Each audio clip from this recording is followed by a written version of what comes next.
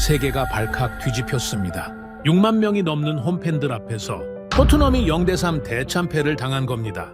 심지어 리그 16위 노팅엄에게 말이죠. 리그 17위 토트넘 강등 확률 약 40%. 지난 시즌 유로파 우승팀이 2부 리그 강등 직전까지 내몰린 겁니다. 손흥민 이적 후 고작 반년 만에 벌어진 대참사였죠. 토트넘 현지 팬들은 폭발했습니다. 정작 늙었다던 손흥민은 미국 리그를 박살내고 있기 때문이죠. 이에 전문가들은 이렇게 결론을 냈습니다. 손흥민이 토트넘을 강팀처럼 보이게 만들었다. 전 세계가 주목한 토트넘 몰락의 진짜 이유, 지금 시작합니다. 2025년 8월 프리미어리그 역사상 전례 없는 자폭이 벌어졌습니다. 잉글랜드에서 가장 화려한 구장을 가진 빅클럽이 아시아 선수 단 한 명 때문에 5천억 원이 증발해버린 겁니다. 메인 스폰서 철수, 이적료 증발, 주가 폭락의 13경기 연속 무승까지 도대체 어떻게 이 지경이 됐을까요? 저부터 말씀드려야겠습니다. 모든 건 7월에 그 회의실에서 시작됐어요. 그 자리에서 제가 직접 그 선수의 목줄을 조였거든요. 저는 리처드 홉킨스, 토트넘 호스퍼의 최고 운영 책임자입니다. 지난 28년간 잉글랜드 축구 비즈니스의 최전선을 달려온 사람이에요. 숫자라면 누구에게도 뒤지지 않는다고 자부했죠. 그런 제가 그날 회의실 문을 열자마자 마주한 건 축구가 아니었습니다. 콜리어 CEO의 핏줄이 선 목덜미와 테이블 위에 집어던져진 PSR 중징계 서류였어요. 5천억 적자.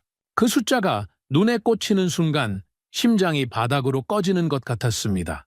그리고 그 자리에 한국에서 온 사람이 앉아 있었어요. 저는 그 사람의 이름조차 기억하지 않았습니다. 당장 이 구멍 못 메우면 넌 여기서 끝이야. 홉킨스, 콜리어가 서류 뭉치를 테이블에 내리치며 소리쳤습니다. 커피잔이 엎어졌어요. 갈색물이 파산 경고장 위로 번져나갔지만 아무도 닦지 않았습니다. 프리미어리그 재정 건전성 규정 위반, 승점 삭감, 최악의 경우 강제 매각, 서류에 적힌 문장 하나하나가 칼날이었어요. 콜리어의 침이 제 뺨까지 튀었지만 닦을 여유 따위 없었습니다. 등줄기로 식은땀이 흘러내렸어요. 문제는 이 아수라장이 벌어지는 회의실에 외부인이 있었다는 겁니다. 한국 측 대리인이었어요. 프리시즌 마케팅 미팅이라는 이름으로 초대한 사람이었습니다.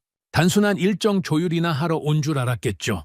그런데 문을 열고 들어서자마자 콜리어의 비명과 날아다니는 서류를 정면으로 맞닥뜨린 겁니다. 우리 구단의 치부가 재정 파탄의 민낯이 그 사람 눈앞에서 적나라하게 벗겨지고 있었어요. 저는 그때 그걸 신경 쓸 정신이 아니었습니다. 아니, 솔직히 말하면 신경 쓸 필요가 없다고 판단했어요.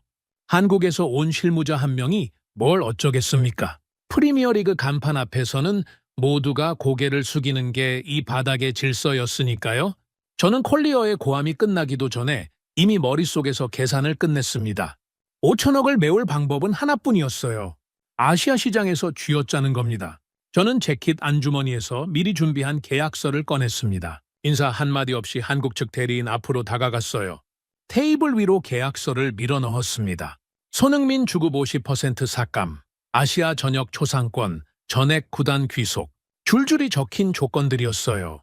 AIA와 금호타이어의 다음 시즌 후원금 1,500억 원, 내일 오전까지 구단 계좌로 선납해 주시면 됩니다.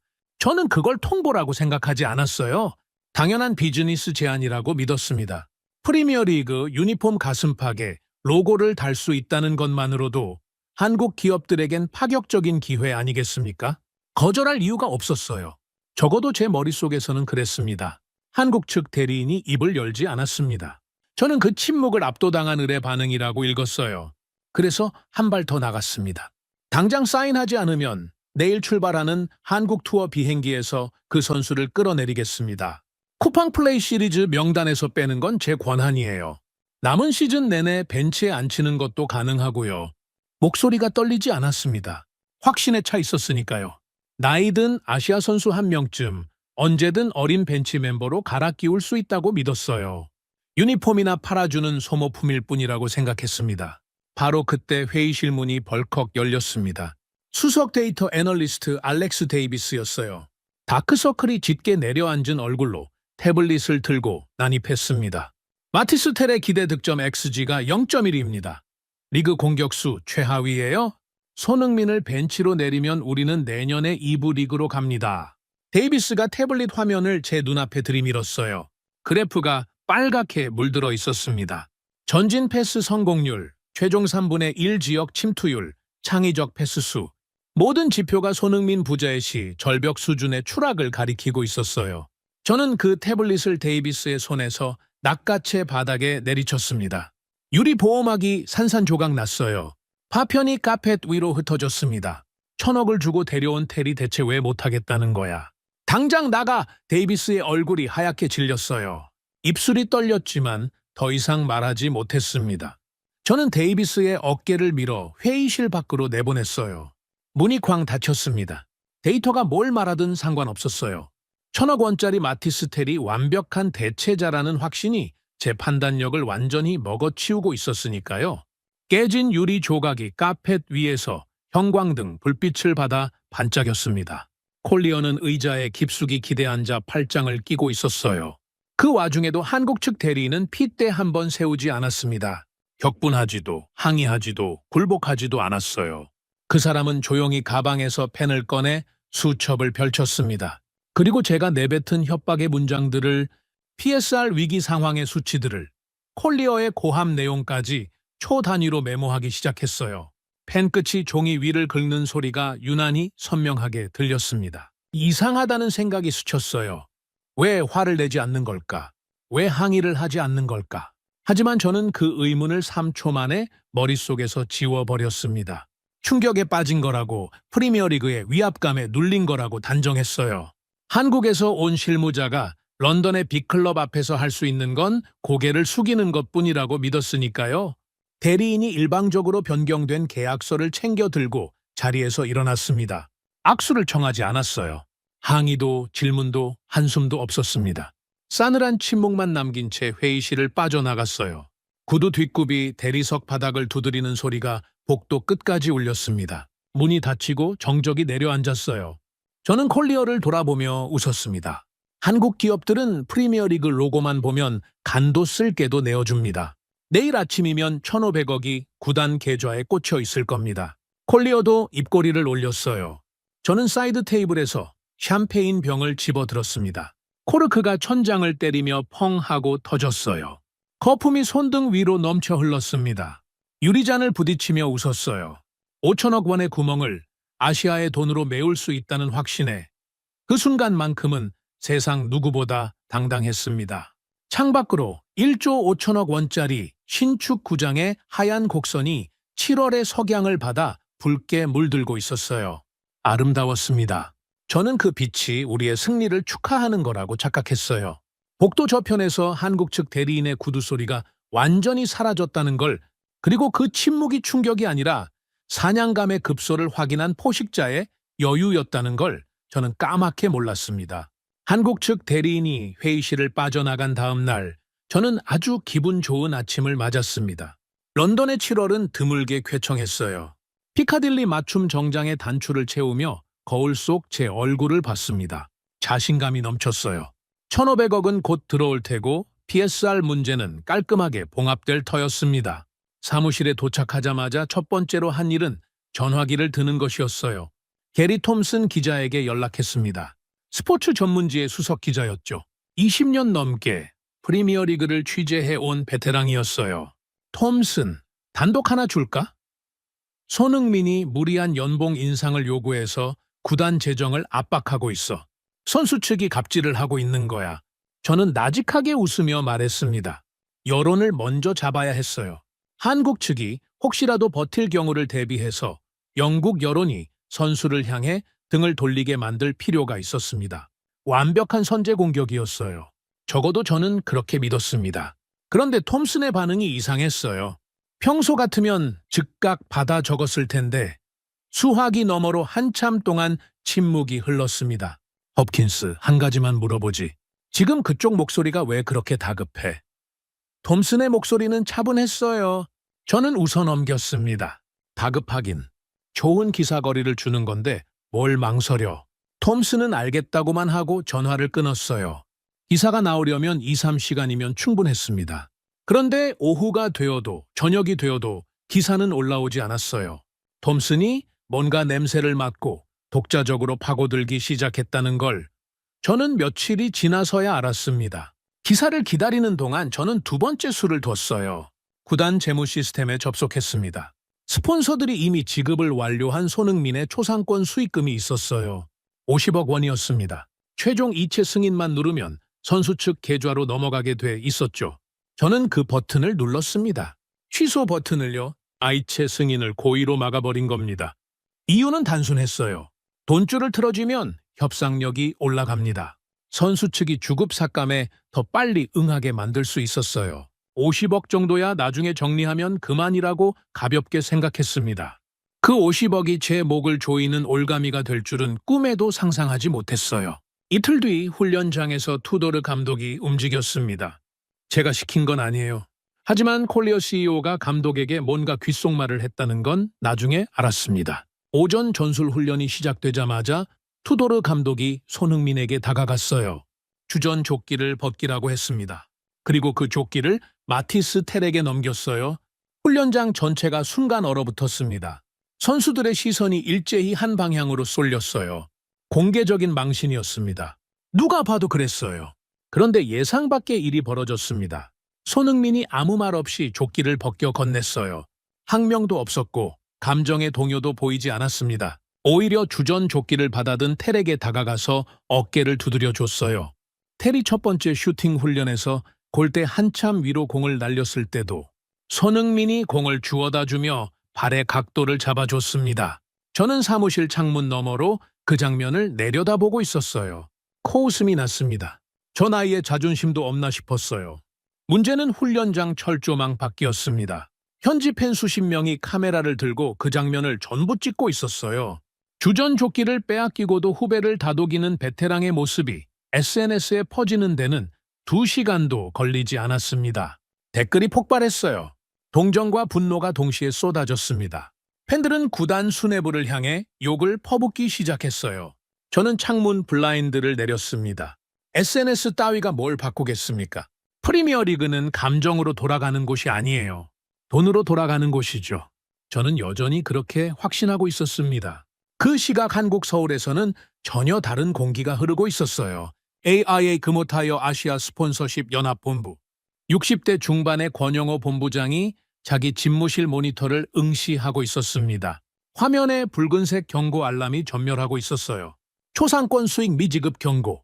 50억 원의 최종 이체가 승인되지 않았다는 시스템 알림이었습니다. 실무진이 즉각 반응했어요. 당장 런던에 항해 전화를 걸겠다며 수화기를 집어들었습니다. 권영호가 손을 들어 그 수화기를 내려놓게 했습니다. 아직이야. 단두 마디였어요. 실무진의 손이 허공에서 멈췄습니다. 권영호는 모니터 속 숫자를 한참 동안 가만히 들여다봤어요. IMF 외환위기 때 서구 자본이 한국을 짓밟던 현장에서 살아남은 사람이었습니다. 서양 사람들이 약자의 분노를 어떻게 이용하는지 뼛속까지 알고 있었어요. 감정적으로 항의하는 순간 저쪽에 빌미를 주게 된다는 걸 그 사람은 경험으로 터득하고 있었습니다. 저는 런던 사무실에서 낄낄댔어요. 한국 기업이 쫄아서 항해 전화조차 못하고 있다고 판단했습니다. 역시 프리미어리그 간판의 위력이라며 콜리어에게 자랑스럽게 보고했어요. 콜리어도 만족스럽게 고개를 끄덕였습니다. 한국 자본은 프리미어리그 로고의 노예야. 내가 뭘 했어? 콜리어가 위스키 잔을 기울이며 웃었어요. 저도 잔을 들었습니다. 승리의 축배였어요. 하지만 서울에서는 전혀 다른 카운트다운이 돌아가고 있었습니다.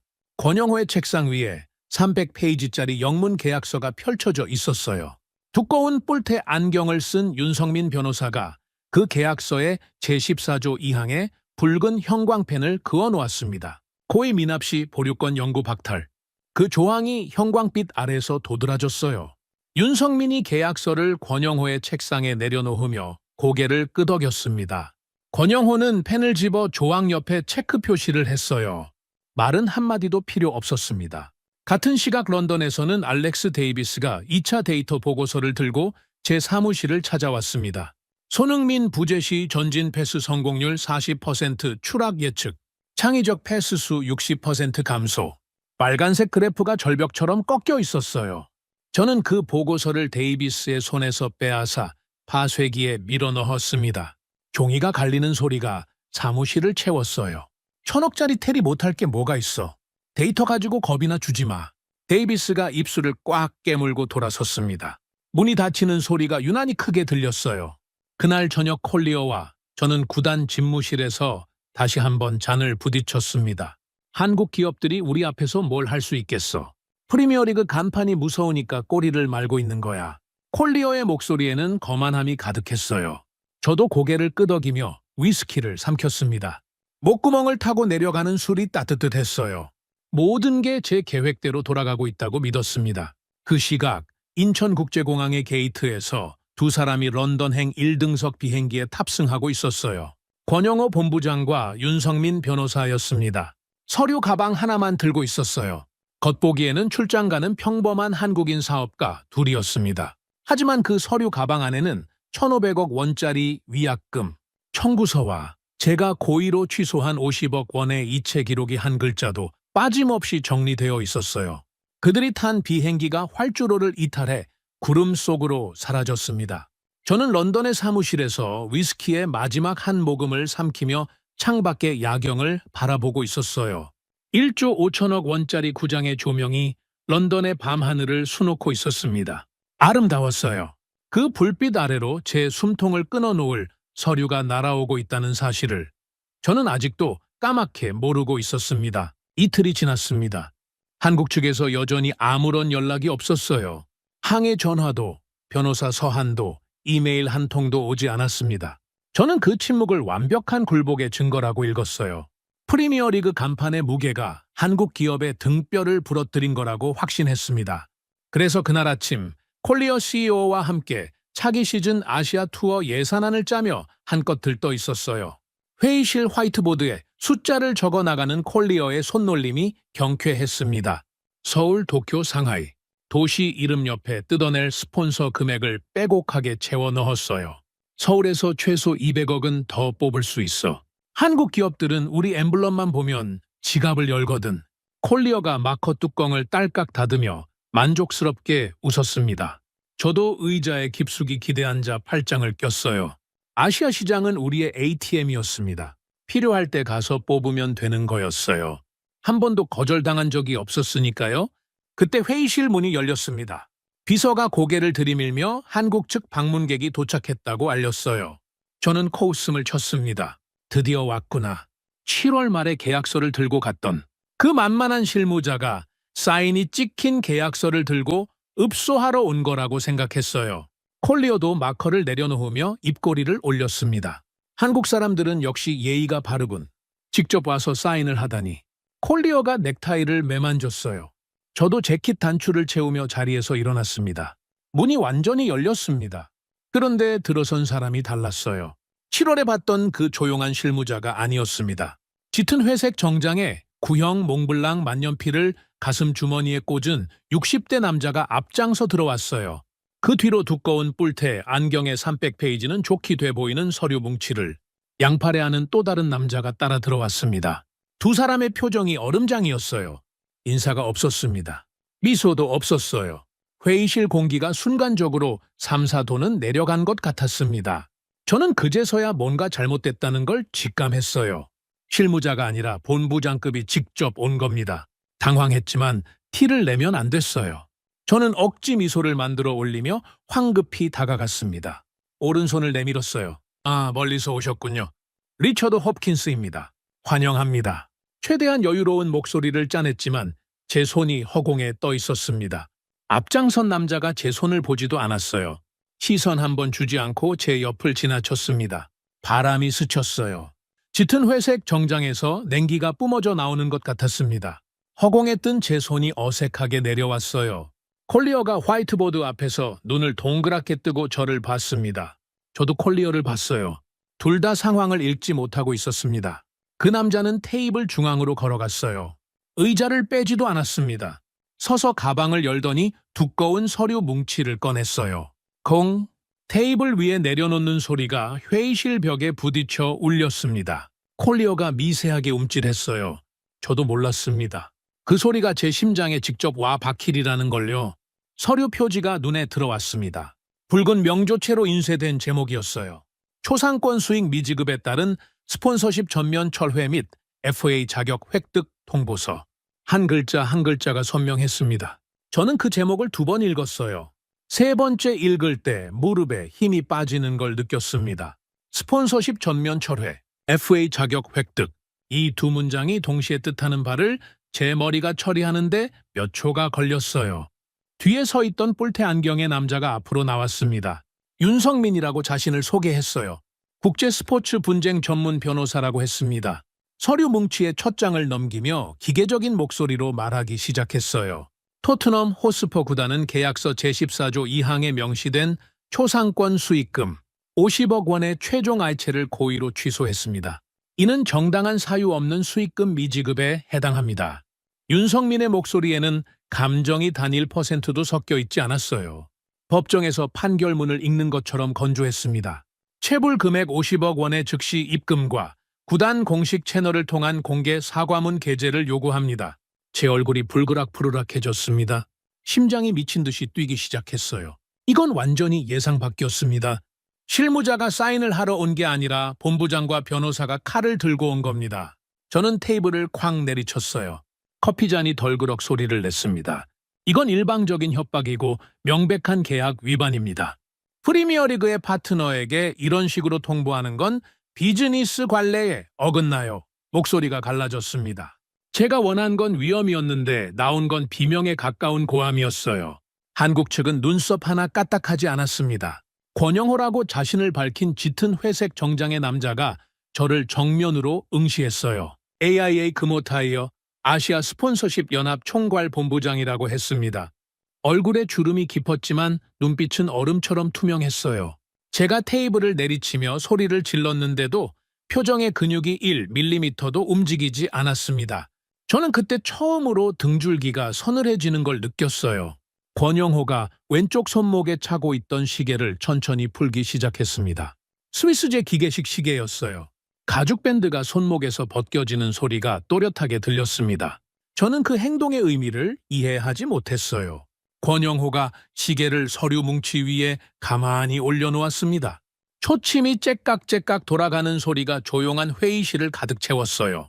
권영호가 제 눈을 똑바로 들여다봤습니다. 핏발이 선 제 눈과 얼음 같은 권영호의 눈이 정면으로 부딪혔어요. 기한은 정확히 48시간입니다. 권영호의 목소리는 나지막했어요. 고함을 지르지 않았습니다. 위협적인 제스처도 없었어요. 하지만 그 한마디가 회의실의 온도를 영하로 끌어내렸습니다. 체불된 50억 원이 48시간 안에 입금되지 않으면 1,500억 메인 스폰서 계약은 소멸됩니다. 권영호가 서류 위에 시계를 가리켰어요. 초침이 째깍거리고 있었습니다. 단 1초라도 늦으면 자비는 없습니다. 회의실의 공기가 완전히 얼어붙었습니다. 콜리어가 화이트보드 앞에서 마커를 쥔 차의 돌처럼 굳어 있었어요. 아시아 투어 예산안이 빼곡하게 적힌 화이트보드가 등 뒤에서 비웃듯 빛나고 있었습니다. 30분 전까지만 해도 서울에서 200억을 더 뽑겠다고 낄낄대던 사람이 지금은 입술이 파랗게 질려 마커 뚜껑도 닫지 못하고 있었어요. 저는 재킷 주머니에 손을 넣었습니다. 주먹이 떨리고 있었어요. 28년 경력에서 이런 상황은 처음이었습니다. 프리미어리그의 최고 운영 책임자가 한국에서 날아온 두 사람에게 제압당하고 있었어요. 그것도 고함 한 번 지르지 않는 사람들에게요. 권영호의 목소리는 여전히 나직했고 윤성민은 펜을 돌리며 무표정하게 서 있었습니다. 그 여유가 더 무서웠어요. 분노하는 적은 대응할 수 있습니다. 하지만 웃지도 화내지도 않는 적에게는 무슨 말을 해야 할지 알 수가 없었어요. 권영호와 윤성민이 가방을 집어들었습니다. 악수를 청하지 않았어요. 추가 설명도 없었습니다. 들어올 때처럼 차갑게 회의실을 빠져나갔어요. 문이 닫혔습니다. 정적이 내려앉았어요. 테이블 위에는 붉은 명조체, 서류 뭉치와 째깍거리는 시계만 남아 있었습니다. 저는 그 시계의 초침을 멍하니 내려다봤어요. 째깍, 째깍, 째깍. 48시간이 이미 줄어들기 시작했습니다. 콜리어가 마커를 바닥에 떨어뜨렸어요. 딸깍 소리가 났습니다. 저는 서류의 첫 페이지를 펼쳐봤어요. 조항의 번호들이 빼곡했습니다. 윤성민이 붉은 형광펜으로 밑줄을 그어놓은 곳마다 우리 구단의 약점이 정확하게 꿰뚫려 있었어요. 손이 떨려서 페이지를 넘기기가 어려웠습니다. 롤렉스를 확인했어요. 47시간 58분. 시간이 빠져나가고 있었습니다. 등줄기에 식은땀이 셔츠를 적시기 시작했어요. 피카딜리 맞춤 정장의 안감이 축축하게 달라붙었습니다. 화이트보드에 아시아 투어 예산안이 형광등 아래서 선명하게 빛나고 있었어요. 서울 200억, 도쿄 150억, 상하이 100억, 30분 전에 적어놓은 숫자들이었습니다. 그 숫자들이 지금은 전부 헛개비로 보였어요. 뜯어낼 돈은커녕 우리가 가진 1,500억의 생명줄이 째깍거리며 끊어져 가고 있었습니다. 콜리어가 의자에 주저앉으며 넥타이를 잡아당겨 풀었어요. 저도 다리에 힘이 빠져 의자를 더듬어 앉았습니다. 서류 위의 시계가 무심하게 째깍거렸어요. 그 소리가 심장 박동보다 크게 들렸습니다. 48시간. 저는 그 숫자를 머릿속에서 지울 수가 없었습니다. 회의실에서 나온 뒤로 한숨도 자지 못했어요. 데드라인 24시간 전, 저는 결국 움직이기로 했습니다. 콜리어에게 보고할 수 없는 종류의 움직임이었어요. 모자를 깊게 눌러쓰고 선글라스를 낀 채 구단 차량 대신 택시를 잡았습니다.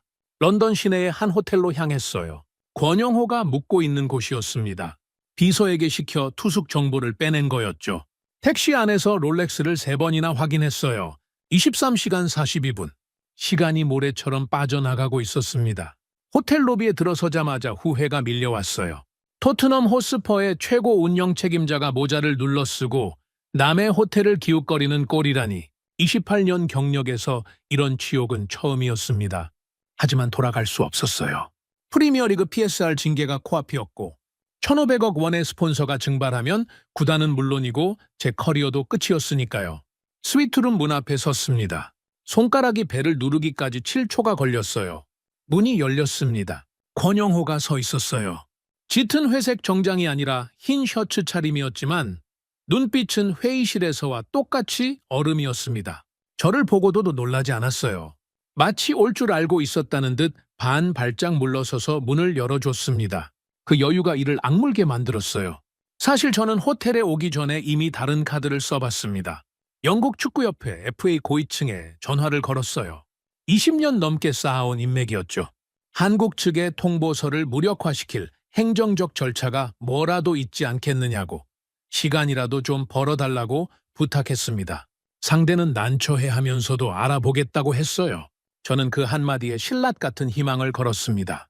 그런데 2시간도 지나지 않아 희망이 산산조각났어요. 윤성민 변호사가 이미 한 발 앞서 FIFA와 국제스포츠중재재판소 CAS에 긴급 가처분을 신청해 놓았다는 겁니다.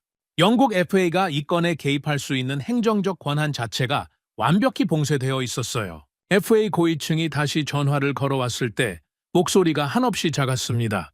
리처드, 우리가 손댈 수 있는 영역이 아니야. 미안하네. 수화기를 내려놓는 손이 떨렸어요. 퇴로가 전부 막혀 있었습니다. 그래서 이 호텔까지 기어온 겁니다. 스위트룸 안으로 들어갔습니다. 거실 테이블 위에 노트북과 서류 몇 장이 놓여 있었어요. 권영호는 창가에 서서 런던 시내를 내려다보고 있었습니다. 저를 의자에 앉으라고 권하지도 않았어요. 저는 서 있는 채로 양복 안주머니에서 봉투를 꺼냈습니다. 미납금 50억 원을 5년에 걸쳐 분할 상환하겠다는 이면 계약서였어요. 재무팀에 시켜 밤새 만든 문서였습니다. 권 본부장님, 이건 구단의 최대한 성에 있는 제안입니다. 50억을 5년에 걸쳐 분할 상환하겠습니다. 이자도 붙이겠어요. 스폰서 철회 없이 원만하게 해결할 수 있는 방법이라고 생각합니다. 권영호는 돌아보지 않았습니다. 창밖만 응시하고 있었어요. 봉투를 받지도 쳐다보지도 않았습니다. 침묵이 30초쯤 흘렀을까요? 제 이마에 땀이 송골송골 맺히기 시작했어요. 이 사람은 왜 아무 반응도 하지 않는 걸까? 화를 내든 조건을 수정하든 뭐라도 해야 협상이 되는 건데요. 침묵은 협상이 아니었습니다. 거부보다 더 무거운 무시였어요. 저는 한 발 더 나갔습니다. 어차피 바닥까지 온 거 잃을 게 뭐가 있겠습니까? 선수가 은퇴하면 런던의 대저택을 한 채 제공하겠습니다. 구단 종신 앰버서더 자리도 만들겠어요. 한국 시장에서의 상징성을 생각하면 나쁘지 않은 조건입니다. 제 목소리가 점점 작아지고 있었어요. 스스로도 느꼈습니다. 이건 협상이 아니라 구걸이었어요. 28년 동안 프리미어리그의 테이블 위에서 군림해온 사람이 한국인의 호텔방에서 아무 대답도 듣지 못한 채 고개를 숙이고 있었습니다. 권영호는 끝내 돌아보지 않았어요. 창밖에 런던 스카이라인을 응시한 채 입을 열었습니다. 홉킨스 CEO님, 성을 부르는 것도 아니고 이름을 부르는 것도 아니었어요. 직함을 붙여 부르는 게 오히려 더 차갑게 느껴졌습니다. 하지만 그 뒤에 이어진 말은 없었어요.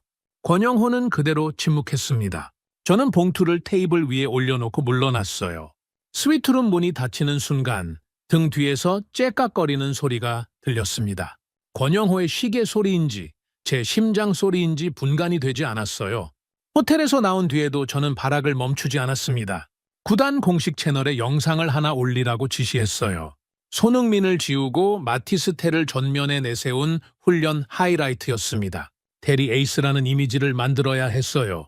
손흥민 없이도 우리가 잘 돌아간다는 메시지를 시장에 박아 넣어야 했습니다. 영상팀이 밤새 편집해서 다음날 아침 업로드했어요. 결과는 참혹했습니다. 영상 속 텔의 슈팅 장면이 문제였어요. 골대 정면에서 찬 공이 코너 플래그를 향해 날아갔습니다. 그게 하이라이트 영상에 고스란히 담겨 있었어요. 편집팀이 그 장면을 빼야 했는데 텔에 쓸만한 장면 자체가 없어서 넣을 수밖에 없었다는 겁니다. 전 세계 팬들이 그 영상을 캡처해서 조롱하기 시작했어요. 이게 1000억짜리 대체자냐는 댓글이 5만 개를 넘겼습니다. 구단 SNS 댓글란이 악플로 초토화됐어요. 저는 모니터를 보며 관자놀이를 눌렀습니다. 모든 게 꼬이고 있었어요. 그리고 진짜 재앙이 터졌습니다. 제가 호텔에서 건넨 분할 상환 제안서, 그 봉투가 돌아온 겁니다. 윤성민 변호사가 봉투를 개봉도 하지 않은 채 겉면에 붉은 직인을 찍어 보냈어요. Rejected. 수용 불가. 그 두 글자가 봉투 표면에 찍혀서 제 사무실 책상 위에 놓여 있었습니다. 봉투를 집어들었을 때 손끝이 차가웠어요. 개봉조차 하지 않았다는 건 내용을 검토할 가치도 없다는 뜻이었습니다. 28년 동안 숫자로 사람을 쥐고 흔들어 온 제가 지금 숫자로 짓밟히고 있었어요. 그런데 더 끔찍한 소식이 기다리고 있었습니다. 오후 2시, 게리 톰슨 기자의 단독 속보가 터졌어요. 화면을 열자마자 심장이 멎는 줄 알았습니다. 톰슨이 제가 호텔에서 권영회에게 건넨 앰버서더 제안서 원본을 입수해 기사를 쓴 거였어요. 대저택 제공, 종신 앰버서더직, 분할 상환 구걸. 수뇌부의 추악한 이중성이 영국 전역에 까발려졌습니다. 톰슨이 어떻게 그 문서를 손에 넣었는지는 뻔했어요. 권영호가 넘긴 겁니다. 저는 자기 손으로 적에게 무기를 쥐어준 셈이었습니다. 콜리어 CEO가 다급하게 움직였어요. 구단 공식 홈페이지에 성명서를 올렸습니다. 구단은 레전드를 존중하며 원만하게 협상 중입니다. 거짓말이었죠. 하지만 톰슨의 후속 보도가 1시간 만에 그 성명서를 갈기갈기 찢어버렸어요. 톰슨은 제가 고의로 취소한 50억 원의 알체 기록까지 확보하고 있었습니다. 성명서는 조롱거리가 됐어요. SNS에서 토트넘 수뇌부가 거짓말도 못한다는 해시태그가 트렌딩에 올랐습니다.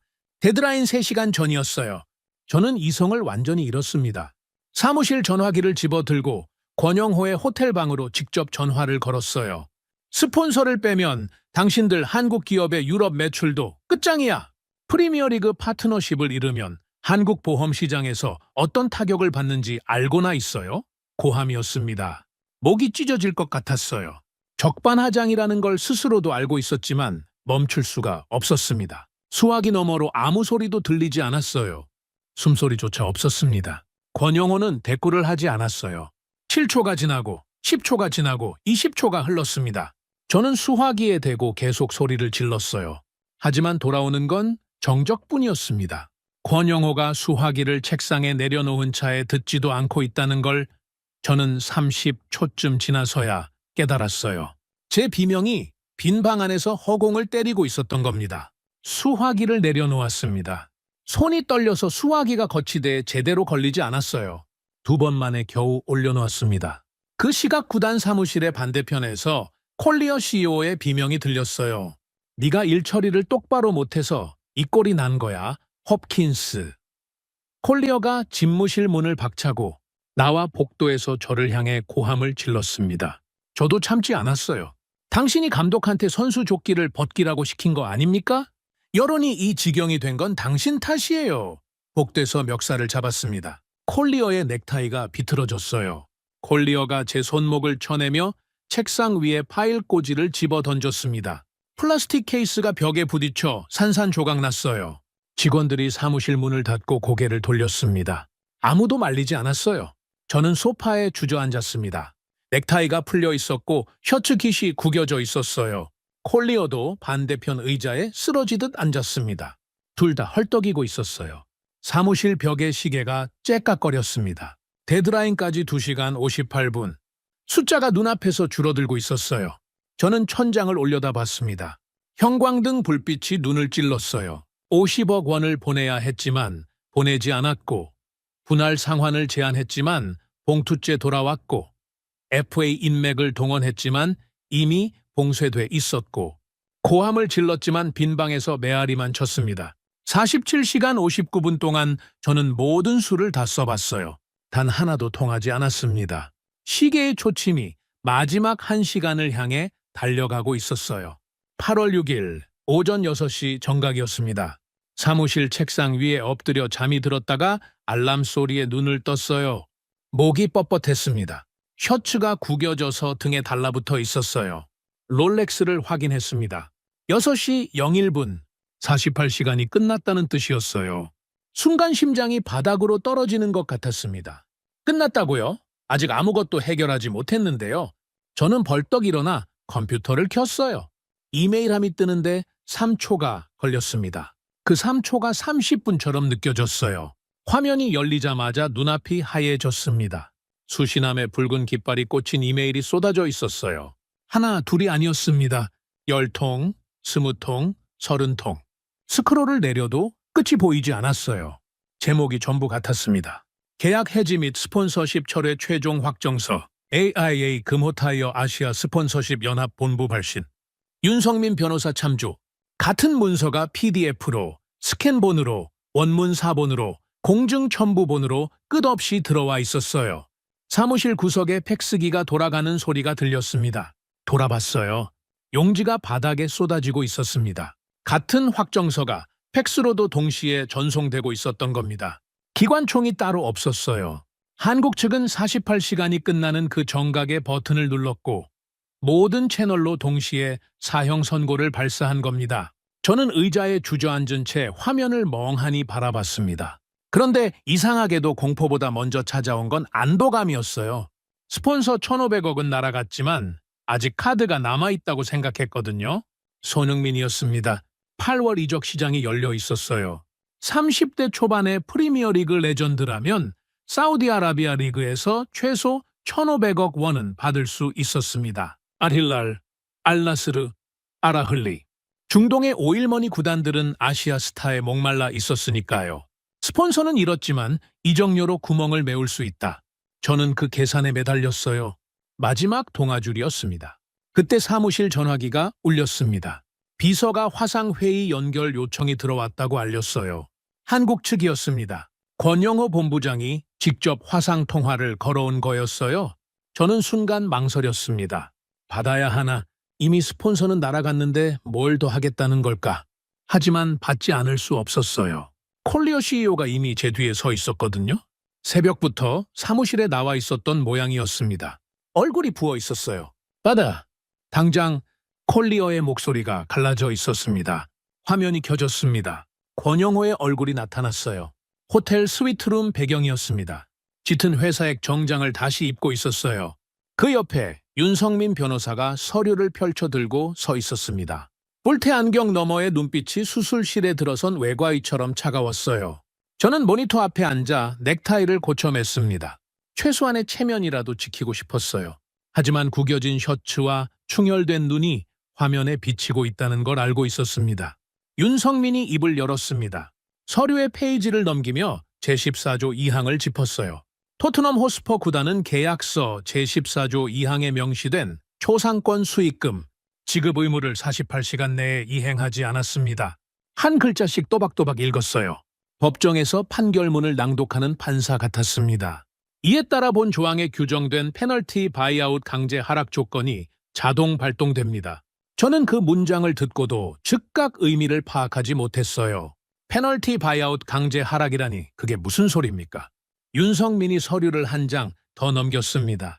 현 시점부로 손흥민 선수의 페널티 바이아웃은 2천만 파운드, 한화 약 350억 원으로 강제 고정되었습니다. 저는 귀를 의심했어요. 350억이라고요? 프리미어리그 통산 116골의 레전드를, 아시아 축구 역사상 최고의 선수를 고작 350억에 내놓으라는 겁니까? 사우디에 팔면 1,500억은 받을 수 있었습니다. 그 차이가 1,150억이에요. 목구멍에서 웃음이 터져 나왔습니다. 어이가 없어서 나온 웃음이었어요. 지금 농담하는 겁니까? 우리가 위약금을 물더라도 시장 가격대로 이적을 시킬 겁니다. 당장 사우디 구단에 연락하겠습니다. 저는 헛웃음을 치며 말했어요.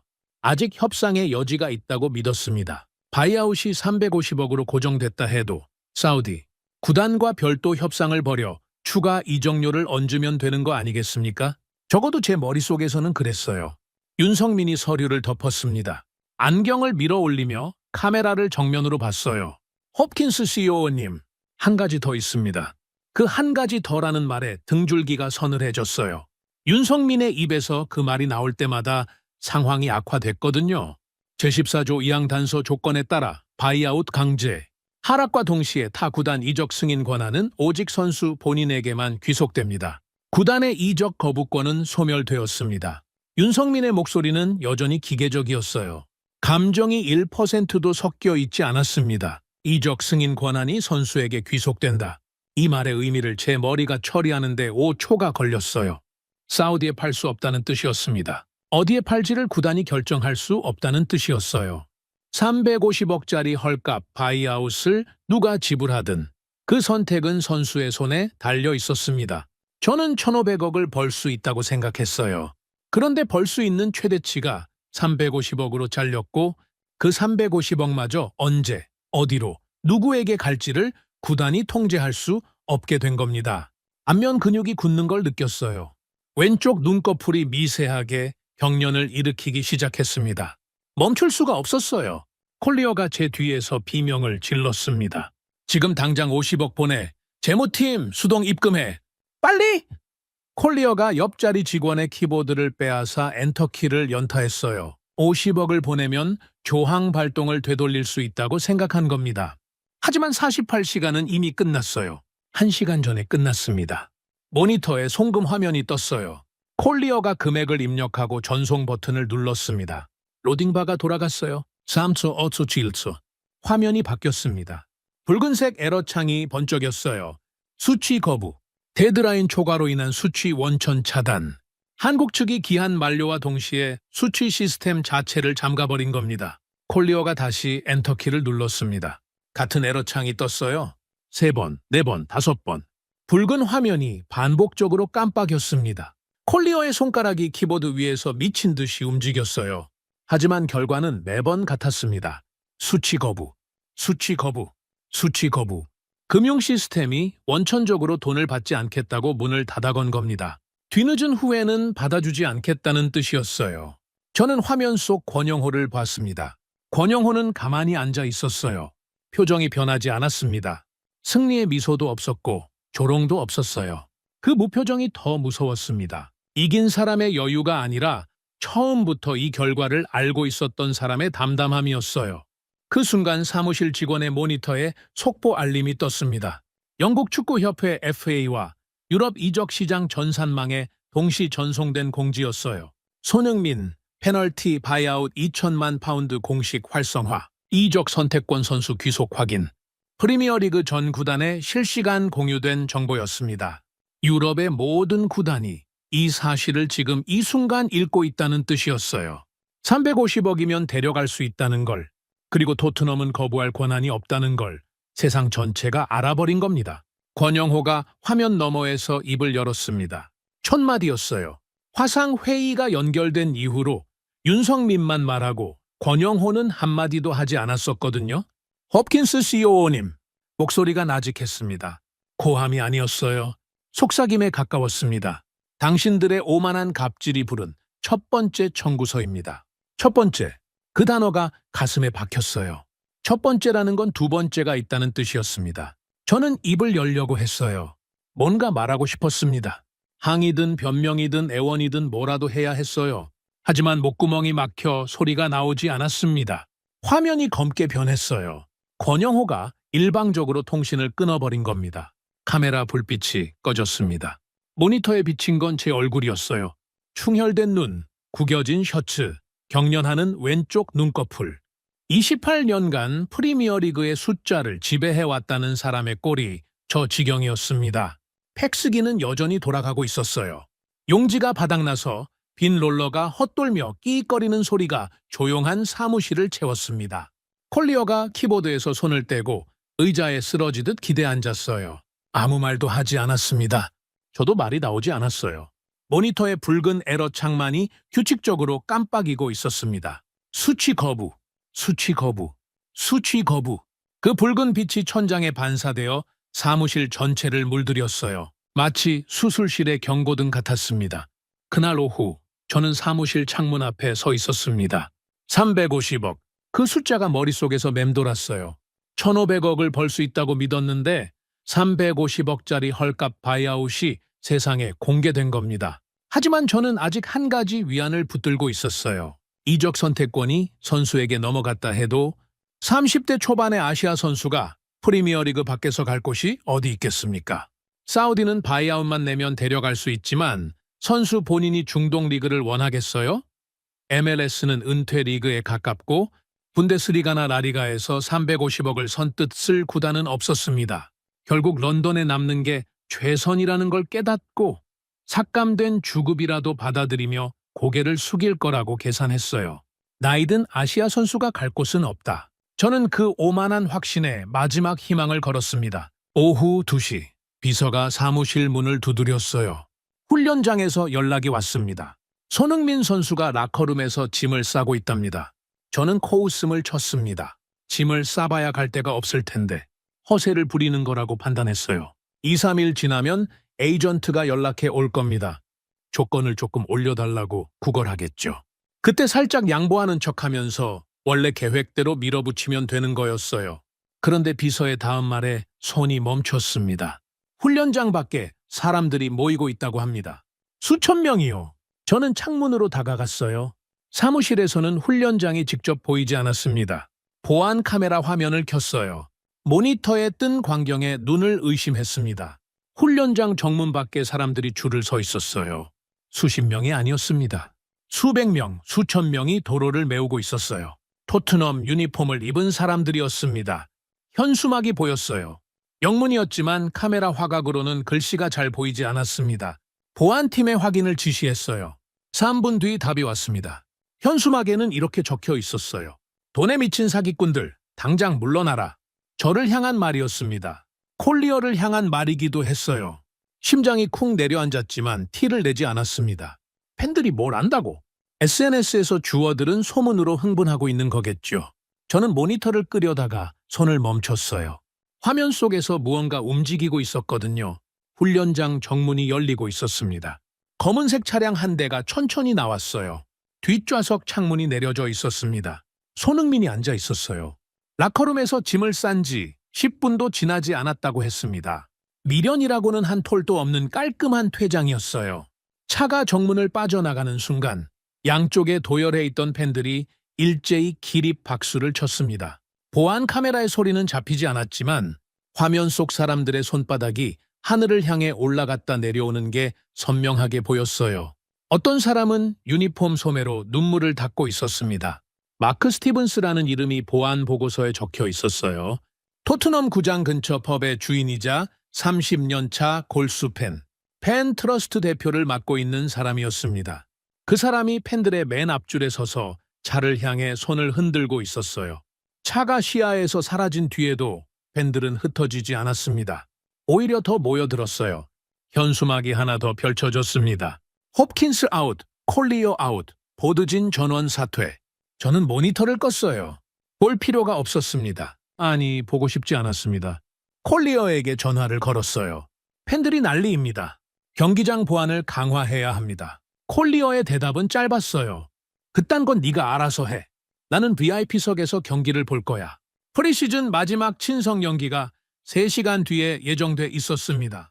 경기장에 도착했을 때 공기가 달랐어요. 평소 프리시즌 경기는 축제 분위기였습니다. 가족 단위 관중이 핫도그를 먹으며 여유롭게 구경하는 자리였어요. 그런데 그날은 관중석에서 웅궁거리는 소리가 경기장 구조물을 타고 올라왔습니다. VIP 룸에 들어서자 콜리어가 먼저 와 있었어요. 넥타이를 풀어 헤친 차에 소파에 앉아 있었습니다. 저도 옆자리에 앉았어요. 유리창 너머로 잔디가 내려다 보였습니다. 선수들이 워밍업을 하고 있었어요. 손흥민의 자리가 비어 있었습니다. 그 빈자리가 유난히 눈에 들어왔어요. 전광판에 라인업이 떴습니다. 윙거 자리에 마티스 텔의 이름이 올라가 있었어요. 투도르 감독이 야심차게 짠 신전술의 핵심이었습니다. 전억 원짜리 대체자. 저는 그 이름을 보며 고개를 끄덕였어요. 텔이 증명해 줄 겁니다. 손흥민 없이도 우리가 돌아간다는 걸 보여주면 팬들의 분노도 이적 시장의 충격도 시간이 지나면 가라앉을 거였어요. 킥오프 휘슬이 울렸습니다. 텔이 왼쪽 윙에서 공을 받았어요. 첫 터치가 길었습니다. 수비수에게 공이 넘어갔어요? 괜찮다고 생각했습니다. 긴장한 거겠죠. 두 번째 기회가 왔어요. 하프라인에서 패스를 받은 텔이 드리블을 시도했습니다. 두 번째 터치에서 발이 꼬였어요. 공이 터치라인 밖으로 굴러나갔습니다. 관중석에서 한숨이 터져 나왔어요. 세 번째, 네 번째 볼터치도 마찬가지였습니다. 패스가 연결되지 않았어요. 손흥민이 있던 자리에서 출발하던 전진 루트가 텔에게서는 시작조차 되지 않았습니다. 공격이 중앙에서 막혀 서고 윙에서 돌파가 없으니 측면이 죽었어요. 10분도 지나지 않아 팀 전체의 공격 형태가 무너졌습니다. 모라의 성이 파도에 쓸려 내려가듯 빠르게 처참하게 붕괴했어요. 전반 15분이었습니다. 상대 수비수가 큰 실수를 했어요. 백패스가 짧았습니다. 골키퍼가 공을 잡지 못하고 허둥댔어요. 공이 페널티 에어리어 안에서 텔의 발 앞으로 굴러왔습니다. 골키퍼가 자빠져 있었어요. 골대가 텅 비어 있었습니다. 노마크 찬스였어요. 관중석이 숨을 죽였습니다. VIP 룸에서 저도 소파 끝자락을 움켜쥐었어요. 들어가기만 하면 됐습니다. 빈 골대를 향해 굴리기만 하면 되는 거였어요. 텔이 왼발을 휘둘렀습니다. 공이 솟구쳤어요. 골대 위로, 한참 위로, 하늘을 향해 포물선을 그렸습니다. 관중석 3층에 앉은 아이가 받을 수 있을 것 같은 높이였어요. 홈런볼이었습니다. 텔이 중심을 잃고 잔디 위에 주저앉았어요. 4만 명 관중의 입에서 동시에 탄식이 쏟아졌습니다. 그리고 곧바로 야유가 터져 나왔어요. VIP룸 유리창까지 울릴 만큼 거센 야유였습니다. 1000억짜리가 저 따위야. 영어 욕설이 섞인 고함이 올라왔어요. 저는 소파 등바디에 머리를 기대고 천장을 올려다봤습니다. 형광등 불빛이 눈을 찔렀어요. 전반이 끝나기 직전이었습니다. 공격의 축이 무너진 팀은 수비에서도 균형을 잃기 시작했어요. 미드필더들이 전진과 후퇴 사이에서 우왕좌왕했습니다. 라인이 벌어졌어요. 상대 공격수가 그 틈을 파고들었습니다. 수비수 둘이 동시에 같은 선수에게 달려들었고 반대편이 완전히 비었어요. 크로스가 올라왔습니다. 헤딩이 골대를 갈랐어요. 골이었습니다. 0점 대 1. 친선 연기였지만 관중석의 반응은 공식전 못지않았어요. 야유와 욕설이 뒤섞여 경기장 전체를 뒤흔들었습니다. 구단 보드진을 향한 분노였어요. VIP룸 문이 벌컥 열렸습니다. 알렉스 데이비스가 태블릿을 들고 서 있었어요. 7월 말에 제가 바닥에 내리쳐 깨뜨린 것과 같은 모델이었습니다. 새로 산 거였어요. 화면에는 실시간 경기 데이터가 떠 있었습니다.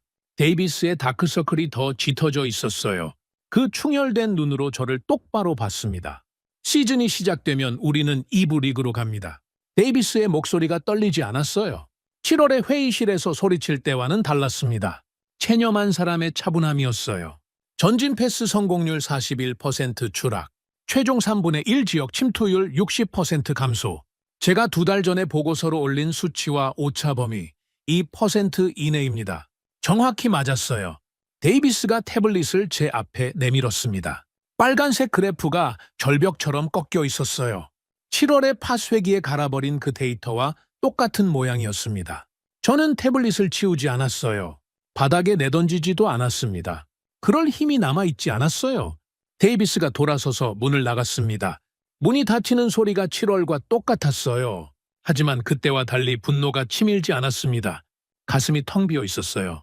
경기장 아래서는 여전히 야유가 울려 퍼지고 있었습니다. 콜리어가 소파에서 일어나 유리창에 등을 돌렸어요. 잔디를 내려다보기가 싫었던 거겠죠. 저도 고개를 돌렸습니다. VIP룸의 벽에 걸린 구단 엠블럼이 조명 아래서 빛나고 있었어요. 수탈 문양이었습니다.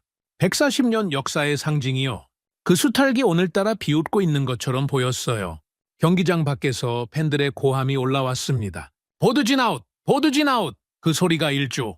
5천억 원짜리 구장의 뼈대를 타고 VIP룸까지 기어 올라왔어요. 유리창이 미세하게 떨렸습니다. 그날 밤 저는 사무실에서 나가지 못했습니다. 나갈 수가 없었어요. 훈련장 밖에 아직도 팬들이 남아 있었거든요. 보안팀이 정문 쪽은 피하시는 게 좋겠습니다. 라고 2번이나 연락해 왔어요. 구단의 최고 운영 책임자가 자기 구단 팬들을 피해 사무실에 gat혀 있는 꼴이라니. 28년 경력 중 가장 참담한 밤이었습니다. 소파에 누워 천장을 보며 계산기를 두드렸어요. 350억, 1,500억에서 350억으로 쪼그라든 바이아웃이었지만 그래도 350억은 350억이었습니다. 이 돈이라도 받으려면 선수가 이적을 결정해야 했어요. 이적 선택권이 선수에게 있으니까요. 사우디 구단에 중재를 부탁하면 어떨까? 선수를 설득해서 중동으로 보내고 350억이라도 건지는 거였어요. 제 머릿속에는 아직 그 정도의 산술이 남아 있었습니다. 8월 7일 새벽 사무실 소파에서 몸을 일으켰어요. 목과 허리가 동시에 비명을 질렀습니다. 세수도 하지 못한 채 모니터를 켰어요. 이적 시장 전산망을 확인해야 했거든요. 350억짜리 바이아웃이 활성화된 지 24시간이 넘었으니 어딘가에서 움직임이 있을 수 있었습니다. 사우디 쪽에서 접촉이 오면 즉각 대응해야 했어요. 전산망에 로그인한 순간 눈을 의심했습니다. 화면 상단에 뜬 속보 한 줄이 시야를 가로질렀어요. LAFC 2천만 파운드 바이아웃 즉시 입금 완료. 선수 측 이적 승인 확인. 제 손가락이 마우스 위에서 얼어붙었습니다. LAFC, 로스앤젤레스 FC, 미국 MLS. 저는 그 이름을 2번 읽었어요. 세 번째 읽을 때 의자 등받이가 뒤로 밀렸습니다. 중동이 아니었어요. 유럽도 아니었습니다. 미국이었어요. 그것도 이적 시장의 변방이라고 무시해왔던 MLS의 구단이 바이아웃 공시 후 단 3시간 만에 2천만 파운드를 현금으로 이체해버린 겁니다. 손이 떨렸어요. 키보드를 잡으려는데 손가락이 제대로 움직이지 않았습니다. 콜리어에게 전화를 걸었어요. 신호음이 6번 울린 뒤에야 받았습니다. LAFC가 바이아웃을 입금했습니다. 제 목소리가 갈라졌어요. 수화기 너머로 콜리어의 숨소리가 멈추는 게 들렸습니다. 3초간 침묵이 흐르고 콜리어가 내뱉은 말은 욕설 한마디뿐이었어요. 전화가 끊겼습니다. 오전 10시 런던 도심의 한 호텔 컨퍼런스룸에서 기자회견이 열렸습니다. 저는 가지 않았어요. 갈 수 없었습니다. 사무실 모니터로 생중계를 봤어요. 화면에 미국인 남자가 나타났습니다. 넥타이를 매지 않은 차림이었어요. 짙은 남색 재킷에 오픈 칼라 셔츠. 브래들리 헌트, LAFC 공동 구단주였습니다. 월스트리트 출신의 억만장자라고 했어요. 그 사람이 마이크를 잡았습니다. 입꼬리가 올라가 있었어요. 승리자의 여유가 화면을 통해서도 느껴졌습니다. 런던의 멍청한 보드진이 차버린 황금알을 우리 미국 자본이 MLS 역대 최고 이적료로 주워 담았습니다. 헌트의 영어는 뉴욕 억양이었어요. 거칠고 직설적이었습니다. 기자들이 웃었어요. 카메라 플래시가 터졌습니다. 솔직히 고맙습니다. 토트넘 보드진에게요. 프리미어리그 역사상 최고의 아시아 선수를 2천만 파운드에 내놓다니 크리스마스가 8월에 온 줄 알았어요. 기자석에서 다시 웃음이 터졌습니다. 저는 모니터 앞에서 주먹을 쥐었어요. 손톱이 손바닥에 파고들었습니다. 헌트가 계속 말했어요. 선수에게는 MLS 역대 최고 대우를 약속했습니다. 연봉, 초상권, 자유. 모든 것을요. 백지수표입니다. 기자회견장이 술렁이었어요. 백지수표라는 단어가 전 세계 스포츠 미디어의 헤드라인을 장식하기까지 15분도 걸리지 않았습니다. 기자회견이 끝난 직후 사무실 팩스기가 다시 돌아가기 시작했어요. 이번에는 다른 문서였습니다. AIA 생명 본사 발신, 유니폼 메인 로고 즉각 철거 통보서. 저는 팩스 용지를 집어들었어요. 글씨가 흔들려서 잘 읽히지 않았습니다. 아니, 제 손이 떨려서 종이가 흔들리고 있었던 거였어요.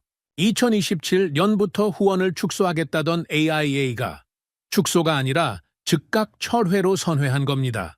위약금 단일 파운드도 없이 오늘부로 로고를 내리라는 통보였어요. 팩스가 멈추지 않았습니다. AIA 철회에서 뒤를 이어 권영호가 보낸 최종 확정서가 쏟아져 나왔어요. AIA 금호타이어 1,500억 스폰서십 전면 철회 확정.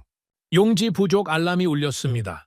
종이가 바닥나서 팩스기가 끼익거리며 멈췄어요.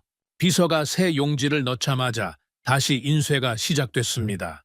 같은 문서가 복수의 채널로 동시에 전송되고 있었어요. 마치 선고문을 읽고 또 읽는 것처럼. 오후가 되자 경기장에서 실시간 중계가 시작됐습니다. 스카이스포츠 카메라였어요. 구장 외벽의 대형 전광판에서 AIA 로고가 꺼지는 장면이 전파를 탔습니다. 하얀 불빛이 차례로 소등되며 AIA 세 글자가 사라졌어요. 구단 스토어에 걸려있던 유니폼에서도 가슴팍에 로고가 떼어졌습니다. 점원이 가위로 접착 패치를 뜯어내는 장면이 클로즈업으로 잡혔어요. 스카이 스포츠 앵커가 나직하게 말했습니다. 토트넘 호스퍼의 유니폼에서 메인 스폰서 로고가 실시간으로 철거되고 있습니다. 프리미어리그 역사상 전례 없는 장면입니다. 저는 모니터를 끄지 못했어요. 끌 수 없었습니다. 눈을 떼는 순간 현실이 아니라고 부정할 여지가 생길까봐 차라리 똑바로 보는 게 나았어요. 금호 타이어가 뒤를 이었습니다. 타이어 공급 및 공식 파트너십 즉시 백지화. 영국 시장 전체에서 토트넘과 관련된 모든 물리적 자금줄을 잘라버렸어요. 구단 훈련장에 납품하던 차량용 타이어까지 수거해 간다는 통보가 왔습니다. 손흥민을 따라 미국 시장 진출을 계획하던 다국적 후원사들이 줄줄이 빠져나가기 시작했어요. 일본의 스포츠 음료 브랜드, 동남아의 통신사, 호주의 도박업체. 하나둘이 아니었습니다. 계약 해지 통보가 이메일로 팩스로 전화로 동시다발적으로 쏟아졌어요. 그리고 그 후원사들의 다음 행선지가 전부 같았습니다. LAFC. 선수가 간 곳으로 돈이 따라갔어요. 당연한 수순이었습니다. SNS가 폭발했습니다. 토트넘 공식 계정의 팔로워 수가 실시간으로 줄어들고 있었어요. 수백만 명이 언팔로우 버튼을 누르고 LAFC 계정으로 이동했습니다. 아시아 팬들이 먼저 빠졌어요. 한국, 일본, 중국, 동남아. 토트넘을 팔로우했던 이유가 손흥민이었으니까요. 선수가 떠나자 팬도 떠났습니다. 디지털 엑소더스라는 표현이 SNS 트렌딩에 올랐어요. 팔로워 수 그래프가 절벽처럼 꺾여 내려갔습니다. 알렉스 데이비스가 보여줬던 전진 패스 성공률 그래프와 똑같은 모양이었어요. 모든 지표가 같은 방향을 가리키고 있었습니다. 아래로. 오후 5시. 게리 톰슨 기자의 폭탄이 터졌습니다. 단독 보도였어요. 제목이 화면에 뜨는 순간 심장이 멈추는 줄 알았습니다. 토트넘 수뇌부, 수천억대 악성 재정 적자 은폐 의혹, 장부 원본 입수. 톰슨이 제 금고에 있던 재정 장부 원본을 어디서 구했는지는 모르겠어요. 아니, 짐작은 같습니다. 내부자였겠죠. 구단 안에서 누군가 톰슨에게 자료를 넘긴 겁니다. 배가 침몰하기 시작하면 쥐부터 빠져나가는 법이니까요. 기사에는 마티스 텔의 영입에 투입된 1,000억 원의 내역, 프리미어리그 PSR 위반 경위, 한국 스폰서 체불 전모가 소수점 단위까지 낱낱이 적혀 있었어요. 영국 토크스포츠 방송이 정규 편성을 취소하고 긴급 특보를 띄웠습니다. 진행자가 테이블을 두드리며 구단 수뇌부의 무능을 조롱했어요. 프리미어리그 역사상 이렇게 화려하게 자폭한 구단이 있었습니까? 이건 경영이 아니라 자살 행위입니다. 패널들이 고개를 저었습니다. 전직 선수, 축구 에이전트, 재무 분석가 모두가 한 목소리로 수뇌부를 매장했어요. 다음 날 아침 런던 증권거래소가 열리자마자 재앙이 닥쳤습니다. 토트넘 모기업의 주가가 개장과 동시에 수직으로 꺾였어요. 매도 물량이 쏟아졌습니다. 5분 만에 15%가 빠졌어요. 서킷 브레이커가 발동되며 거래가 정지됐습니다. 사무실 전화기가 미친 듯이 울려댔어요. 유럽 주요 은행에서 걸려오는 전화였습니다. 마진콜. 대출 상환 독촉이었어요. 담보 가치가 하락했으니 추가 증거금을 납부하거나 즉시 상환하라.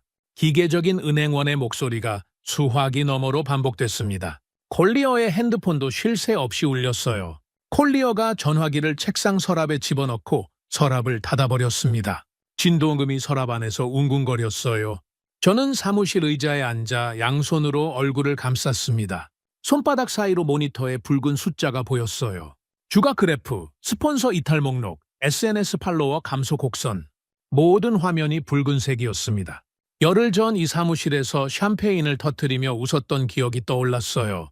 한국 기업은 프리미어리그 로고의 노예라고 낄낄댔던 목소리가 제 귓속에서 메아리 쳤습니다. 그 웃음이 지금은 비수가 되어 가슴에 박혀 있었어요. 1조 5천억 원짜리 구장의 지붕 위로 8월의 태양이 내리쬐고 있었습니다. 그 햇빛 아래에서 우리의 모든 것이 녹아내리고 있었어요. 7개월이 지났습니다. 2026년 3월 23일. 저는 토트넘 호스퍼 경기장 최고층 VIP 룸에 앉아 있었어요. 같은 자리, 같은 소파, 같은 유리창이었습니다. 하지만 창밖으로 보이는 풍경은 8월과 완전히 달랐어요. 관중석이 비어 있었습니다. 아니, 비어 있다는 표현은 정확하지 않았어요. 왔다가 떠날 준비를 하고 있었습니다. 6만 석 규모의 경기장에 관중이 앉아 있긴 했지만 함성이 없었어요. 응원가도 북소리도 깃발도 보이지 않았습니다. 장례식장에 모인 조문객들처럼 무거운 침묵만 깔려 있었어요.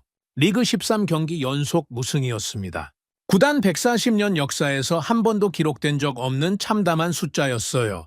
순위표에서 토트넘의 이름은 17위에 붉게 칠해져 있었습니다. 강등권이었어요. 작년 8월에 손흥민을 내보내고 마티스 텔을 전면에 세웠을 때 저는 시즌이 시작되면 결과로 증명될 거라고 확신했었습니다. 결과는 확실히 증명됐어요. 다만 제가 기대한 방향의 정반대로요. 텔의 시즌 기대 득점은 0.13이었습니다. 알렉스 데이비스가 7월에 보고한 0.12와 오차 범위 0.01 이내였어요. 데이비스의 데이터는 소수점 단위까지 정확했습니다. 제가 파쇄기에 갈아버린 그 보고서가요. 오늘 상대는 노팅엄 포레스트였습니다. 승점 6점짜리 강등 멸망전이었어요.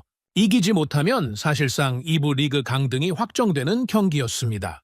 저는 VIP룸 소파에 앉아 두 손을 무릎 위에 올려놓았어요. 손가락이 미세하게 떨리고 있었습니다. 롤렉스를 확인하려 했는데 시계가 없었어요. 2달 전에 전당포에 맡겼거든요. 개인 계좌가 바닥났거든요. 마진콜을 감당하지 못해 런던의 집도 담보로 넘긴 상태였습니다. 피카딜리 맞춤 정장은 아직 입고 있었지만 마지막 남은 한 벌이었어요. 드라이클리닝 비용이 아까워서 3주째 같은 옷을 돌려 입고 있었습니다. 킥오프 휘슬이 울렸어요. 경기가 시작됐습니다. 토트넘의 움직임은 처음부터 불안했어요. 패스가 연결되지 않았습니다. 중원에서 공을 뺏기고 또 뺏겼어요. 테리 왼쪽 윙에서 공을 받았지만 첫 터치가 길어서 바로 상대에게 넘어갔습니다. 관중석에서 한숨이 흘러나왔어요. 7개월 동안 같은 장면을 반복해서 봐온 팬들이었습니다. 분노할 기력조차 남아있지 않은 것 같았어요. 전반이 끝나갈 무렵 노팅엄의 공격이 시작됐습니다. 모건 깁스 화이트가 중앙에서 공을 잡았어요. 그 이름을 보는 순간 위장이 뒤틀렸습니다. 작년 이적 시장에서 제가 직접 영입을 검토했던 선수였어요. 스카우트팀이 강력하게 추천했지만 저는 이적료가 아깝다며 거절했습니다. 노팅엄 수준의 리그 중위권 선수에게 그 돈을 쓸 필요가 없다. 제가 한 말이었어요. 그 선수가 지금 우리 수비 라인을 정면으로 뚫고 들어오고 있었습니다. 깁스 화이트가 페널티 에어리어 경기에서 왼발을 휘둘렀어요. 공이 골키퍼의 손끝을 스치며 오른쪽 구석에 꽂혔습니다. 골이었어요. 0.1. 노팅엄 원정 팬석에서 함성이 터졌습니다. 토트넘 홈 관중석은 죽은 듯이 조용했어요. VIP룸에서 저는 소파 등바디를 움켜쥐었습니다. 손톱이 가죽에 파고들었어요. 제가 아깝다고 내친 선수에게 골을 먹은 겁니다. 인과응보라는 말이 머릿속에서 번쩍였지만 인정하고 싶지 않았습니다. 후반전이 시작됐어요. 감독이 전술을 바꿨지만 소용이 없었습니다. 팀 전체가 무너져 있었어요. 후반 62분 깁스 화이트가 다시 나타났습니다. 이번에는 오른쪽 측면에서 수비수 2명을 연속으로 제치고 들어왔어요.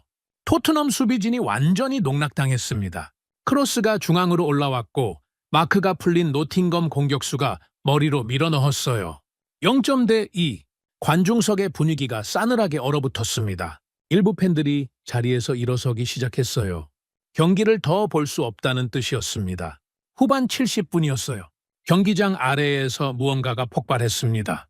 함성이 아니었어요. 분노였습니다. 마크 스티븐스의 목소리가 맨 먼저 올라왔어요.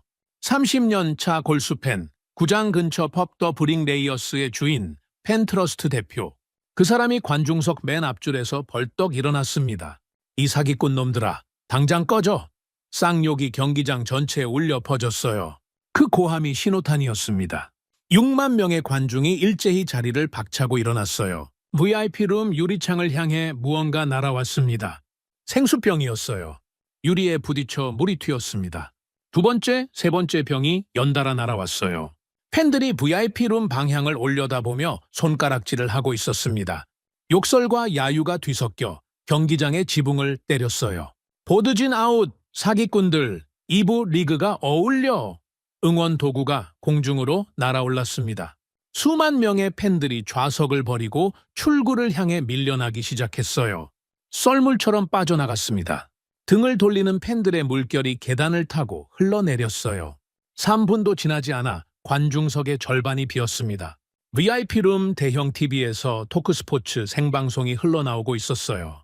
전직 선수 제이미 오하라가 카메라를 정면으로 노려보며 핏대를 세우고 있었습니다. 저 쓰레기 같은 수뇌부와 무능한 감독은 당장 짐 싸라. 140년 역사를 가진 구단을 이 꼴로 만든 건 선수들이 아니야. 저 위에 앉아서 샴페인이나 터트리던 양복쟁이들이야. 오하라의 목소리가 갈라졌어요. 눈이 충혈돼 있었습니다. 저는 그 화면에서 눈을 뗄 수 없었어요. 양복쟁이. 그 말이 제 가슴에 못처럼 박혔습니다. 경기는 후반 87분에 세 번째 골이 터지며 끝났어요. 0.3 대참사였습니다. 남아있던 관중마저 전부 빠져나갔어요. 텅 빈 좌석 위로 찢어진 깃발과 구겨진 종이컵만 뒹굴고 있었습니다. 경기장 전광판에 최종 스코어가 떴어요. 그 아래에 리그 순위표가 업데이트됐습니다. 17위, 강등권. 토트넘이라는 이름이 붉은색으로 물들어 있었어요. VIP룸 문이 쾅 열렸습니다. 콜리오 CEO가 서 있었어요. 7개월 전 이 모든 갑질을 구두로 지시하고 제 뒤에 숨어서 암묵적으로 승인했던 그 사람이었습니다. 얼굴이 돌처럼 굳어 있었어요. 손에 서류 2장을 들고 있었습니다. 하나는 해고 통지서였어요. 제 이름이 적혀 있었습니다. 리처드 홉킨스 즉각 해고. 사유는 중대 배임 및 직무태만. 다른 하나는 로펌의 고소장이었어요. 구단에 끼친 손해에 대한 민형사 소송 예고 통지서였습니다. 네가 혼자 벌인 일이야, 홉킨스. 나는 관여한 적 없어. 콜리어가 서류를 제 얼굴을 향해 던졌어요. 종이가 공중에서 펄럭이며 바닥에 흩어졌습니다. 저는 콜리어의 눈을 봤어요. 7월에 한국 자본은 프리미어리그 로고의 노예야라며 위스키 잔을 부딪히던 그 눈이었습니다. 지금은 저를 버리기로 결심한 도살자의 눈이었어요. 꼬리 자르기였습니다. 자기 손에는 피 한 방울 묻히지 않고 모든 죄를 제 머리 위에 쏟아부은 거였어요. 입을 열어 항의하려 했지만 목소리가 나오지 않았습니다. 콜리어가 돌아섰어요. 문이 닫혔습니다. 바닥에 흩어진 서류 위로 또 다른 종이가 쏟아졌습니다. 손실 청구서였어요. 이정료 손실 1,150억 원, 스폰서 철회 1,500억, 중개권 삭감, 입장권 수입 증발, 주가 폭락분까지 합산한 도합 5천억 원의 천문학적 손실 내역이 항목별로 빼곡하게 적혀 있었습니다. 종이가 제 구두발 밑에서 사각거렸어요. 호주머니에서 핸드폰이 울렸습니다. 문자 한 통이었어요. 발신자를 확인했습니다. 한국 번호였어요. 권영호 본부장이었습니다. 화면을 열었어요. 단 한 줄이 적혀 있었습니다. 당신의 파산을 축하합니다. 글자가 화면 위에서 또렷하게 빛났어요. 저는 핸드폰을 무릎 위에 내려놓았습니다. 손에 힘이 없었어요. 화면이 저절로 꺼졌습니다. 경기장 조명이 하나둘 꺼지기 시작했어요. 1조 원짜리 구장의 지붕 아래로 어둠이 밀려들었습니다. 전광판의 불빛이 꺼졌어요. 관중석 통로에 비상등만 희미하게 남아 있었습니다. 텅 빈 좌석 6만 개가 어둠 속에서 줄지어 저를 내려다보고 있었어요. 찢어진 깃발이 바람에 펄럭였습니다. 저는 VIP룸 소파에서 미끄러지듯 바닥에 주저앉았어요. 무릎이 차가운 대리석에 닿았습니다. 바닥에 흩어진 해고 통지서와 5천억 원의 손실 청구서가 제 무릎 앞에 놓여 있었어요. 우리가 내쫓은 건 아시아의 한 선수가 아니었습니다. 이 구단의 심장이었어요. 140년 역사를 지탱하던 기둥이었습니다. 5천억 원짜리 거대한 기둥을 저는 알량한 자존심과 치졸한 숫자 노름으로 제 손으로 부러뜨린 겁니다. 경기장의 마지막 조명이 꺼졌어요. 어둠이 VIP룸을 완전히 집어삼켰습니다. 저는 그 어둠 속에서 두 손으로 얼굴을 감싸고 소리 없이 울었어요. 눈물이 손가락 사이로 흘러 5천억 원의 청구서 위에 떨어졌습니다. 종이가 젖어 글씨가 번졌어요. 하지만 숫자는 지워지지 않았습니다. 그 숫자는 영원히 지워지지 않을 거였어요. 오늘 이야기 어떠셨나요? 다음 영상에서 더욱 감동적인 우리 한민족의 이야기로 찾아뵙겠습니다. 여러분 시청해 주셔서 감사합니다. 행복한 하루 되시길 바랍니다.